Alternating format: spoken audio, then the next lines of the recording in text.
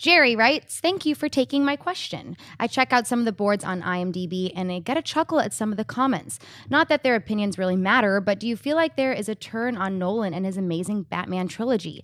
It seems like the people who worship Bale as Batman have turned on him and now are saying that Affleck is the better Batman, and we haven't seen more than the trailers. I hate the either or mentality. I like both and I appreciate multiple interpretations of the character. It seems like Nolan is getting hate for setting the tone for DC movies. Even Snyder mentioned that the new DCEU is the legacy of Nolan's Batman films. To summarize, it seems like a few years ago, Nolan and Bale were praised for their Batman movies, and now they're getting flack. Yeah, I mean, this kind of highlights a thing that goes around in all movie fandom circles and outside of movie fandom circles, but it's really highlighted in the comic book movie fandom circles.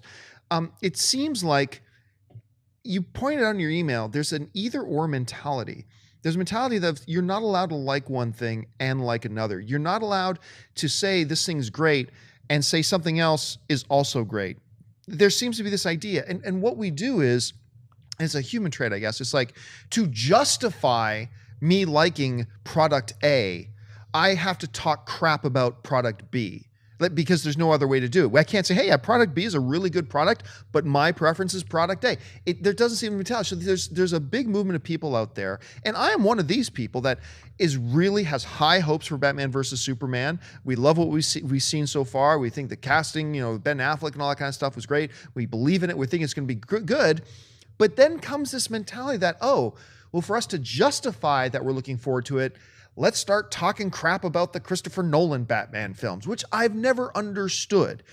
And especially in the whole DC films versus Marvel film thing, people who are DC movie fans or want DC films to be great, they don't know how to do it without talking crap about Marvel. It's like when I have discussions with somebody about, can this DC movie be good or can this DC movie be good? And they start out the conversation, well, Avengers really sucks. Well, now you've lost me. Now I'm not even going to listen to anything you say because clearly you're out of your mind.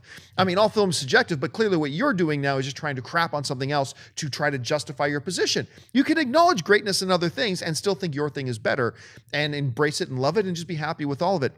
But yeah, I have also noticed this real trend lately of retro crap talk on Nolan's Batman. Look, everybody knows I did not like the. I liked it. I liked The Dark Knight Returns, or The Dark Knight Rises was the name of the last one. I liked it, but I was really let down by it. I thought it was by far the weakest of the Batman trilogy. But overall, that Christopher Nolan Batman trilogy was a game changer. It was great. It was magnificent. Came real close. It won a couple of Academy Awards in their series.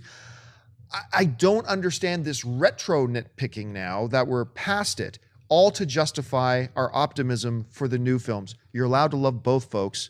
That's what I tell my wife about my 3 girlfriends. Anyway, Shinab, what do you think? Well, this reminds me of Star Trek versus Star Wars. I mean, there's people always have to pick sides, and I love both Star Wars and Star Trek. And for me, it's like I love Adam West as much as I like Michael Keaton. It's like, and I think Christian Bale did a great job as Batman. The other two were in one movie, so it's harder to gauge. Here you got Ben Affleck. I'm looking forward to seeing his version of Batman. I never poop on the other, whoever the other roles were. You're always going to have different people playing these roles. So I don't understand the instant all of a sudden turnaround hatred on Bale or Nolan. Stupid. Yeah, just before we go on, my text messages are blowing up here from my wife. If either of you guys have a couch I can sleep on tonight, that would be fantastic. Thank you. Anyway, Mark, your thoughts on this whole thing? I just felt a wave of panic because I thought you were checking and people were texting you that there's a new Star Wars trailer.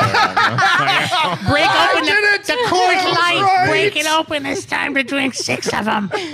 That's the thing, though. Is like, look, I can love Coors Light and Stone IPA the same, okay? And I can love the Bale Batman and the Affleck Batman. What this is, I think it's a mixture of excitement for the new Batman and seeing a different kind of Batman than we've ever seen before, because Bale was basically the same level as Bruce Wayne, as was Michael Keaton, as was Adam West, and even Clooney and Val Kilmer. But now we get to see a Batman who was in retirement and is actually coming out of retirement. It's a totally different Batman, so people are excited about that. And then, like John alluded to, The Dark Knight Rises, the last third of that movie really left a sour taste in my mouth, and it just wasn't the walk-off home run that I wanted it to be, because those first 2 Nolan Batman Batman films are two of my favorite comic book movies, my favorite movies in general of all time. So seeing it kind of limp out as opposed to running out and just being the best of the three, it hurts it a little bit. But I think when people really look back at those films, they're just going to see nothing but great.